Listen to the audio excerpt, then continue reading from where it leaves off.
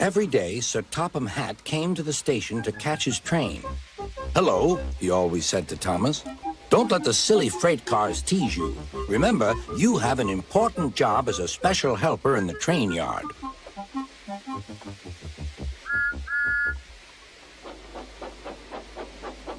There were lots of freight cars, and Thomas worked very hard pushing and pulling them into place.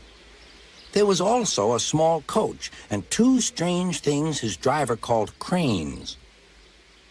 "That's the breakdown train," he told Thomas.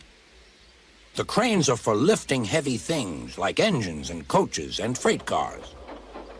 One day, Thomas was in the yard. Suddenly, he heard an engine whistling. "Help! Help!" A freight train came rushing through much too fast. The engine was James, and he was frightened. His brake blocks were on fire. "They're pushing me! They're pushing me!" he panted. "On! On!" laughed the freight cars, still whistling, "Help! Help!" Poor James disappeared. "I'd like to teach those freight cars a lesson," said Thomas the tank engine. Soon came the alarm. "James is off the line! The breakdown train! Quickly!" Thomas was coupled on, and off they went.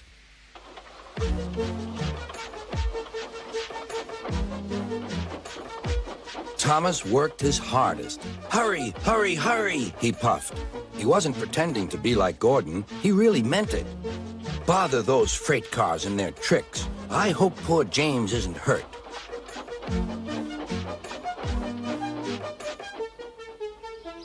James's driver and firemen were feeling him all over to see if he was hurt.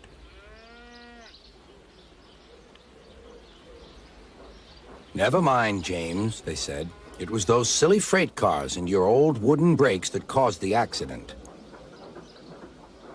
Thomas pushed the breakdown train alongside. Then he pulled away the unhurt freight cars. "Oh, dear! Oh, dear!" they groaned. "Serves you right! Serves you right!" puffed Thomas. He was hard at work, puffing backwards and forwards all afternoon. "This'll teach you a lesson, this'll teach you a lesson," he told the freight cars. And they answered, "Yes, it will, yes, it will." They left the broken cars, then with two cranes they put James back on the rails.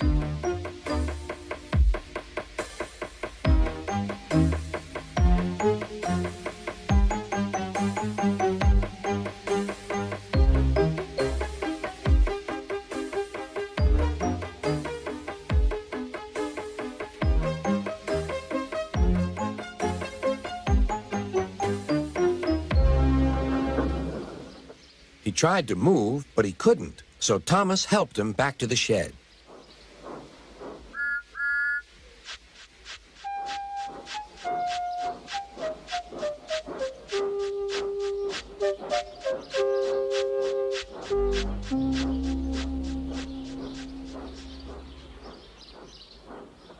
Sir Topham Hatt was waiting anxiously for them.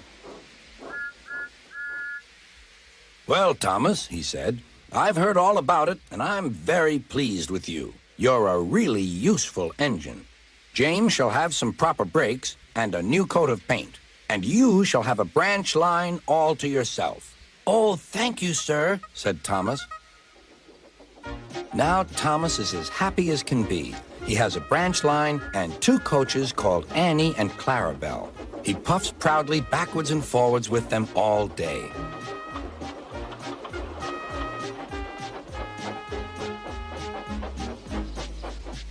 He is never lonely. Edward and Henry stop quite often and tell him the news. Gordon is always in a hurry, but never forgets to say, "Boop, boop," and Thomas always whistles, "Beep, beep," in return.